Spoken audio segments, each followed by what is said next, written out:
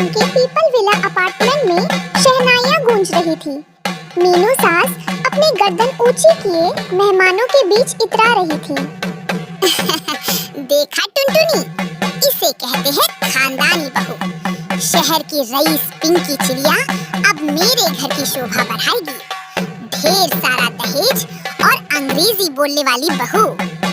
पर मीनू बहन, घूंघट तो बहुत लंबा है, चेहरा तो दिखाया ही नहीं। अरे, अमीर घर की बेटियां जरा शर्मीली होती हैं। मंडप में धुंधली रोशनी थी। दूल्हा टुन्नू चिड़ा सेहरा बांधे बैठा था। बगल में घूंघट ओढ़े रानो बैठी थी। मीनू सास खुशी से फूली नहीं समा रही थी। उसे लगा उसने शहर की अमीर और पढ़ी लिखी पिंकी चिड़िया से बेटे की शादी कराई है। तभी पंडित तोता ने मंत्र पढ़े और रानो से कुछ बोलने को कहा। अब वधू वर को माला पहनाए और अपने सुखी जीवन के लिए 2 शब्द बोले। टुन्नू जी, मैं आपते तात बहुत खुश हूँ। आप मेरे लाजा बाबू हो। जैसे ही रानो ने मुंह खोला, मीनू सास के पैरों तले टहनी खिसक गई। टुन्नू का सेहरा टेढ़ा हो गया। अरे, ये क्या?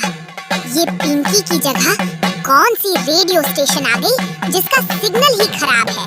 मंडप में सन्नाटा छा गया। टुन्नू चिड़ा तो जैसे टहनी से गिरते गिरते बचा। अरे बाप रे, ये पिंकी नहीं, ये तो कोई सिग्नल कटा हुआ रेडियो है। ओए बिचौलिए कौवे, ये क्या अनर्थ कर दिया? अरे मीनू जी, पिंकी तो उड़ गई। ये रानो है, बहुत भोली है, संभाल लो। शादी के कुछ दिन बीत गए। मीनू चिड़िया रानो को फूटी आंख नहीं सुहाती थी। अगले दिन सुबह होते ही मीनू सास का पारा 7वें आसमान पर था। ओरी तोतली, सुबह के 7 बज गए, अभी तक कीड़ों का नाश्ता नहीं बना। सारा दिन बस तत करती रहती है। मेरा बेटा हीरा था, उसे पत्थर मिल गया। ओरी तोतली, ओ तत की दुकान, रसोई में क्या अपनी जीभ सीधी कर रही है? अभी तक नाश्ता क्यों नहीं बना? ताश जी, मैं तो अभी दाना ला ही ली थी। आप इतना गुत्ता क्यों तलती हो? मैं ताला ताकते इसे तल दूंगी। ताश जी, मैं क्या तुझे पत्ते खेलने वाली ताश दिखती हूँ? सासू माँ बोल। और सुन, ये जो तू आधा अधूरा बोलती है ना, इसे सुनकर मेरे कान के पर्दे फट जाते हैं। मेरा हीरा जैसा बेटा टुन्नू, उसे तेरे जैसी खोटी चवन्नी थमा दी किस्मत ने। अरे चुप कर, तेरी बोली सुनती हूँ तो लगता है जैसे कोई फटा हुआ ढोल बज रहा है। जा, जाके पड़ोसन टुनटुनी से नमक मांग कर ला। माँ जी, मैं तोतली हूँ, पतल दिल की बुली नहीं हूँ। मैं ताली सेवा तलूंगी।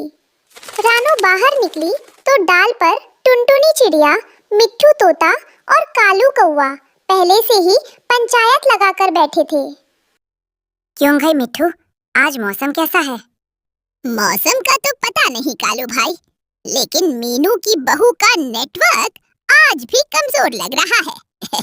अरे देखो, पीपल विला की ब्रेकिंग न्यूज आ गई। बोलो रानो, आज क्या समाचार है? अरे मिट्ठू, इससे क्या पूछता है? इसकी डिक्शनरी में तो सिर्फ त अक्षर ही है। रानो, जरा बोल तो, कालू कौवा काला है। अरे रानो, सुना है कल तुमने सास को सासू माँ की जगह ताश माँ बोल दिया। बेचारी मीनू तो ताश के पत्तों की तरह बिखर गई होगी।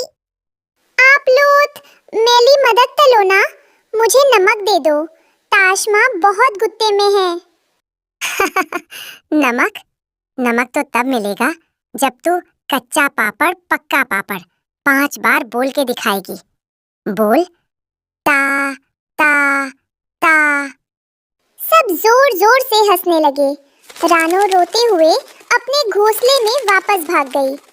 शाम को टुन्नू काम से वापस आया। रानो कोने में बैठी सिसक रही थी। टुन्नू जी, सब मुझ पर हंसते हैं, क्या तोतला होना पाप है? नहीं रानो, पाप नहीं है। माँ और ये पड़ोसी बस ऊपरी चमक देखते हैं। तुम फिक्र मत करो रानो। माँ ने फिर कुछ कहा क्या?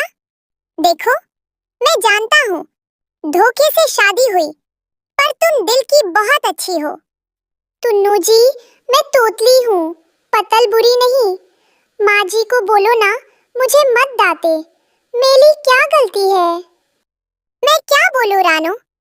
माँ का स्वभाव तो तुम जानती ही हो। वो तो बस अपनी चालाकी दिखाने के चक्कर में खुद ही फंस गई। अब गुस्सा तुम पर निकाल रही हैं। मीनू चिड़िया ने सोचा कि रानो को घर से निकालने का एक ही तरीका है, उसे सबके सामने जलील करना। उसने घर पर एक भजन संध्या रखी और रानो को भजन गाने को कहा। आज मोहल्ले के सब लोग आएंगे। रानो, अगर तूने आज ठीक से भजन नहीं गाया तो तू इस घोंसले से बाहर। माँ जी, मुझे सब पे तकने मत गवाओ, लोग हंसेंगे। हंसेंगे तो हंसेंगे, तुझे तो गाना ही पड़ेगा। भजन संध्या शुरू हुई। रानो कांप रही थी। तभी वहां से एक वृद्ध और तेजस्वी उल्लू बाबा गुजरे। वह बहुत बड़े ज्ञानी थे। रानो ने उन्हें देखा और पास जाकर उनके पैर छुए। उल्लू दादा, आप बहुत थके लगले हो, ये लीजिए, जल पी लीजिए। रानो ने बड़ी श्रद्धा से उन्हें पानी पिलाया और अपना थोड़ा सा कीमती दाना उन्हें खिला दिया। उल्लू बाबा रानो की निस्वार्थ सेवा और उसकी तोतली आवाज के पीछे छिपे शुद्ध मन को भाप गए। बेटी, तेरा मन गंगा जैसा पवित्र है। दुनिया बस शब्दों को पकड़ती है, पर ईश्वर भाव देखता है। बोल, तुझे क्या चाहिए? बस ये तत्व खत्म हो जाए दादा, माँ जी को मेरी बातें अच्छी लगे। उल्लू बाबा ने अपनी जादुई चोट से एक चमकती हुई जड़ी बूटी रानो को दी। इसे चबा ले बिटिया, तेरी वाणी में अब माँ सरस्वती का वास होगा। जैसे ही रानो ने जड़ी बूटी चबाई, उसके गले में एक दिव्य झंझनाहट हुई। मीनू सास ने उसे स्टेज पर धक्का दिया। चलो भाई, अब हमारी स्पेशल बहू भजन गाएगी। कालू कौवा और टुनटुनी चिड़िया तैयार थे हंसने के लिए। रानो ने आंखें बंद की और जैसे ही मुंह खोला, पूरा जंगल शांत हो गया। श्री रामचंद्र कृपालु भजमन, हरन भव भय दारुणम। उसकी आवाज ऐसी थी जैसे कोई कोयल की मधुर तान। कहीं कोई रुकावट नहीं, कोई तोतलापन नहीं। मीनू सास की आंखें फटी की फटी रह गई। टुन्नू का सीना गर्व से चौड़ा हो गया। भजन खत्म होते ही सबने तालियां बजाई। कालू कौवा और टुनटुनी शर्म से पानी पानी हो गए। अरे रानो, हमें माफ कर देना, हमने तुम्हारा बहुत मजाक उड़ाया। मीनू सास अभी भी सदमे में थी। सासू माँ, अब तो आप गुस्सा नहीं होंगी। देखिए, अब मैं ठीक से बोल सकती हूँ। अरे नहीं बहू, मुझे माफ कर दे।